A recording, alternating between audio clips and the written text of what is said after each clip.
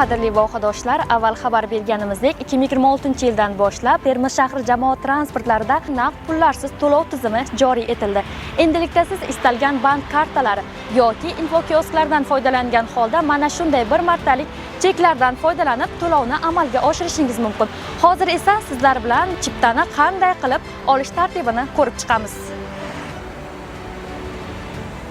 Infokiosk qidiruv bo'limiga avtobus so'zini yozamiz va avtobus ko'r chipta bo'limiga kirib OK tugmasini bosamiz va telefon raqam so'raladi. Telefon raqam kiritishimiz kerak bo'ladi.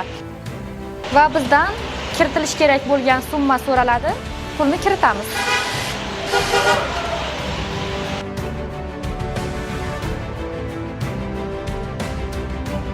Ushbu bir martalik chiptani avtobusning old qismida joylashgan validatorga skaner qilish orqali to'lovni amalga oshirishingiz mumkin.